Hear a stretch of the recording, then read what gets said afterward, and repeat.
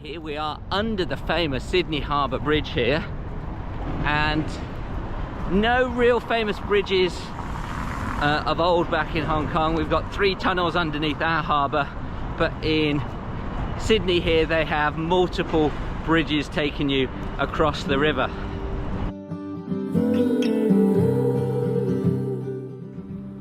Now, another one of the similarities between Hong Kong and Sydney here are the wharves. We're here, Walsh Bay, on the docks here at the Rocks, and we can see all the old wharf buildings are still here. No longer a slum area. It has now been gentrified, and these apartments here are going for millions of Australian dollars. Similar in Hong Kong, the wharf front in places like Sheung Wan, very much the slum areas, the poor areas, and now you would need a lot of money to live in both areas, whether it be Hong Kong or here in Sydney.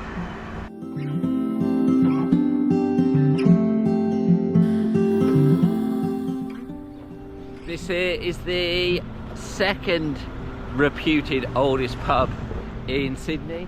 It's the Lord Nelson Hotel. Been around since the early 1800s.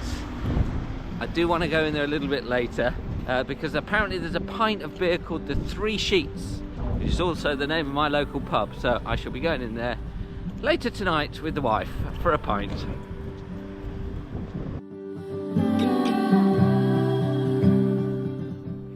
Gentrification, as I was talking about earlier. Some of these places are fabulous and worth now millions and millions of Australian dollars. Beautiful neighbourhood to live in now, but back in the 1800s, very much a slum area.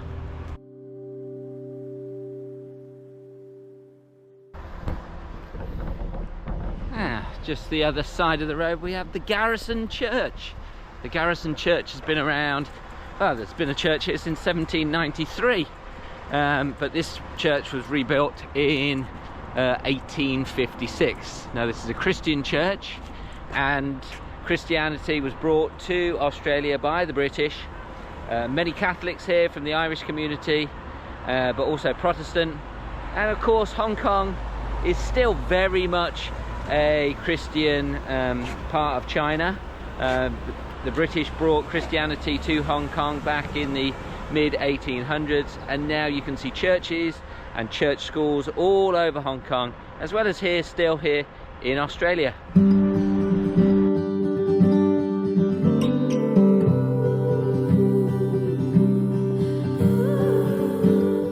Just jump forward into the city, we've got St Mary's Cathedral. It's a Catholic cathedral, and many of those early immigrants were indeed Catholic, but most were Christian, and that goes for the whole of the 1800s here in Australia, and the early 1900s.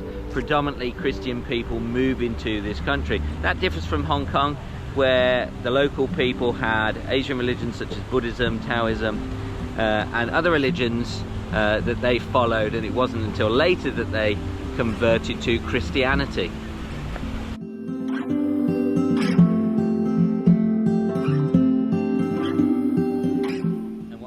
Talking about populations, obviously the people who moved here were generally European people, and certainly by the early 1800s the majority of people here in Australia were of European descent. That differs a lot from Hong Kong. Hong Kong has always been predominantly Chinese, still to this day. More than 98% generally from when the British arrived have always been people of Chinese descent living in Hong Kong. By 1900, this area just up from the wharves was overpopulated, and when you've got overpopulation in slum areas, that brings disease, and in 1900 the bubonic plague came here to Sydney. Similarly, in 1894 we had the bubonic plague in Hong Kong, and that was in a similar area just up from the wharves in a slum area called Sheung Wan. In both places the authorities cleaned the place up, burnt down houses and built up new houses. So big similarities between Sydney here at the Rocks and Hong Kong. As it begins to pour down with rain here, it would be wise for us to go across the road to the Hero of Waterloo, the third reputed oldest pub in Sydney, where there's a few gruesome stories to tell. So let's go in take cover from the rain and maybe sample some local ale.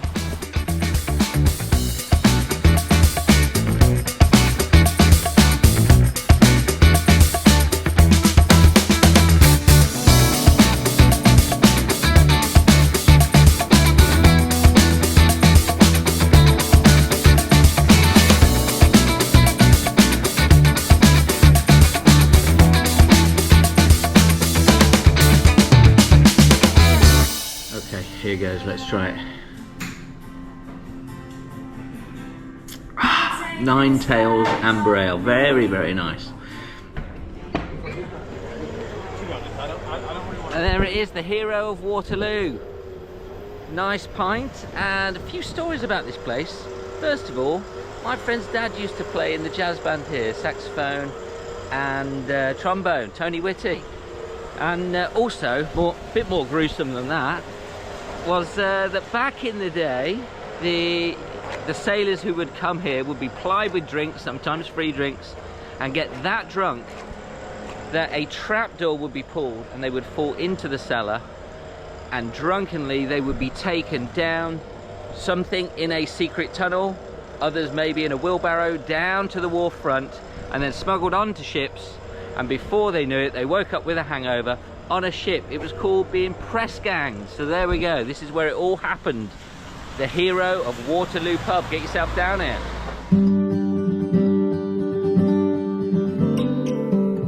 I'm just walking down Pottinger Street. Pottinger Street, very famous in Hong Kong, named after Sir Henry Pottinger, the first governor of Hong Kong back in the early 1840s. Now, it is unknown whether this Pottinger Street is named after him. He did have a son who became an inspector in the New South Wales Police, but I don't think it's named after him. So if you know if this Pottinger Street is named after Sir Henry Pottinger, let me know. I do know that Pottinger County, just north of here, in New South Wales, is named after Sir Henry Pottinger. So if you know, let me know in the comments below. Now, I forgot to add that this street used to be quite a steep street going all the way down to the wharf, but now in the early 1900s it starts meandering around the corner and going all the way down to the bottom. So it used to be very similar looking to Pottinger Street in Hong Kong, but nowadays it's very much a meandering road, a leisurely drive down to the wharves at the bottom.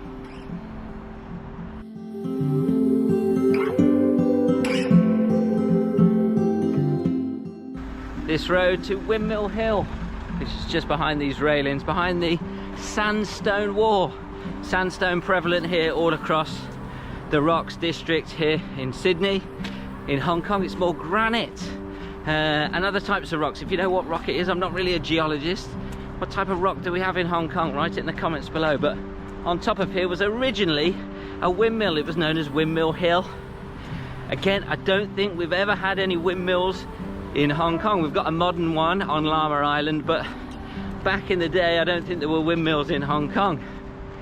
A storm knocked down this one, broke the sails were stolen, and then a fort was built here. Fort Phillip, I believe. After that it became the Hong Kong Observatory. So let's walk into the park and take a look at it. In the 19th century, the Sydney Observatory played a significant role in Australia's scientific and maritime activities. The observatory was established in 1858 to assist in navigation by providing accurate time and weather data. One of its key functions was to drop a time ball daily at 1 p.m, which could be seen from ships in Sydney Harbour, allowing them to set their chronometers accurately. This time ball system was an important tool for synchronising the time on ships, which was crucial for safe navigation. The observatory also conducted meteorological observations and published weather reports to aid shipping and agriculture. Additionally, the observatory housed an old naval cannon that was fired at 1 p.m. each day, creating a loud time bomb that could be heard across Sydney, further disseminating the accurate time to the public. I've come here to the New South Wales Parliament building and managed to get on a tour of the building to find out more about voting rights here. So let's check out the differences and similarities between voting rights that were given to the indigenous people here in Australia and to those in Hong Kong. Let's go. Prior to 1901, when Australia became a country and had a centralised government, the various Australian colonies, which later became the states, each had their own local parliaments. This one in Sydney, New South Wales, was established in 1856 and consisted of a legislative council and a legislative assembly, similar to the House of Lords and the House of Commons in the UK. The Australian colonies had varying policies regarding voting rights for the Aboriginal Australians, meaning that they were largely excluded from the democratic process. In the mid to late 19th century, some colonies even introduced legislation that explicitly disenfranchised Aboriginal Australians, preventing them from voting in elections. For example, South Australia's 1856 Constitution Act stated that only natural-born or naturalised subjects of Her Majesty could vote, effectively excluding Aboriginal Australians. It wasn't until the early 20th century that some legal changes began to occur. The Commonwealth Franchise Act of 1902 gave the right to vote in federal elections to all natural-born or naturalised adult persons, which was interpreted to include Aboriginal Australians in some states, but not others. Full national voting rights for Aboriginal Australians were not achieved until the 1960s. During the period when Hong Kong was governed by Britain, the voting rights of the Chinese population in Hong Kong were extremely limited. While a number of property-owning Chinese residents were granted the right to vote for the Urban Council starting in 1884, the vast majority of the Chinese population had no direct representation in Hong Kong's colonial legislature, which was dominated by British appointees throughout the 19th and most of the 20th centuries. It wasn't until the final decades of British rule that more substantial democratic reforms were introduced, gradually increasing Chinese representation in Hong Kong's government, though the colony's political power structure remained heavily skewed towards the colonial authorities. The severely restricted voting rights for both indigenous Australians and ethnic Chinese populations in Australia and Hong Kong during the 19th and 20th centuries under that colonial rule prevented them from meaningfully influencing political decision-making and shaping the policies that impacted their communities. Without the ability to elect their own representatives or participate directly in the legislative process, these marginalised groups lacked an effective political voice to advocate for their rights, interests and self-determination, reinforcing their subordinate status within the colonial systems of governance.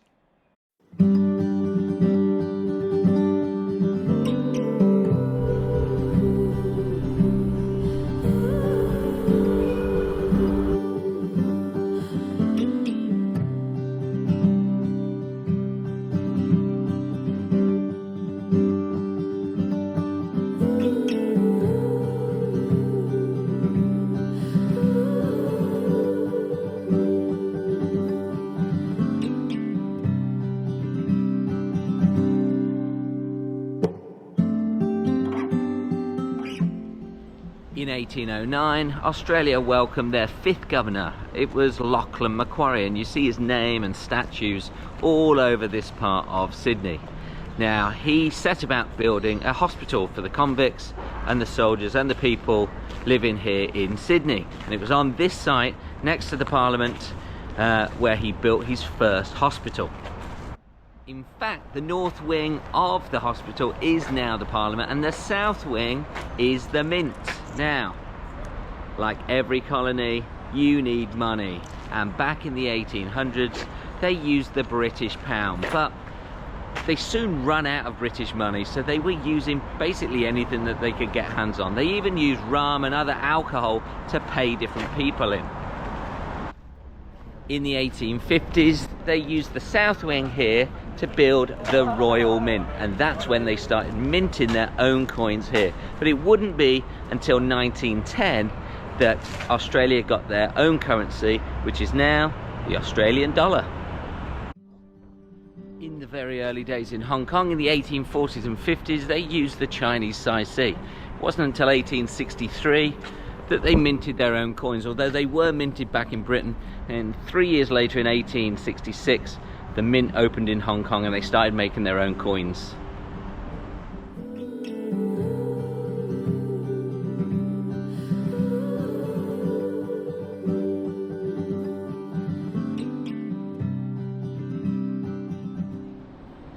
Just behind me we've got the Castlereagh pub and restaurant, named after Lord Castlereagh, who was British Foreign Secretary back in the early 1800s. Now, alcohol, as I said before, played a big role here in Australia, but let's find out how alcohol as a drug and other drugs were used to subjugate the people here in Australia and also in Hong Kong.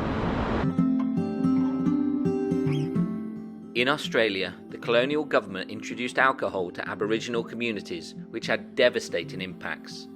Alcohol addiction fueled social breakdown, violence, and health issues within the communities. Quite often, Indigenous people were paid with alcohol as currency, which led to addiction. It was noted that a cruel form of entertainment for the European community was to watch drunken Aboriginal folk beat each other when drunk in the early days. Alcohol was also used to undermine traditional Aboriginal social structures and culture, as the colonial authorities sought to weaken Indigenous resistance and facilitate assimilation. The ready availability of alcohol, combined with the exclusion of Aboriginal people from voting rights and other social liberties, made them vulnerable to exploitation and further marginalisation.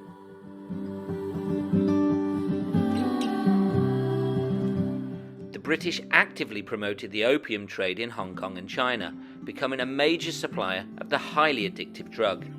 This opium trade enriched the colonial administration and British merchants, while devastating the health and livelihoods of the Chinese population. Opium addiction eroded social cohesion and productivity within Chinese communities in Hong Kong, making them more dependent on and subservient to colonial rule. The opium trade also generated large profits that the British authorities could use to fund their colonial administration and military presence in China. The legacy of alcohol abuse introduced and exploited by British colonial authorities continues to have severe and wide-ranging impacts on many Aboriginal communities in Australia today, contributing to high rates of addiction, health issues, social dysfunction and violence, economic disadvantage and difficulties in recovery, all of which compound the existing challenges faced by these marginalised populations as a result of their historical subjugation under colonial rule. Join me next time as we head north to the quaint little farming community of Colonial, Queensland, nestled on the Darling Downs on the New South Wales border. This quaint little town has an abundance of history, so don't forget to like and subscribe, click that notification bell. Catch you again soon on another Coastie Explores.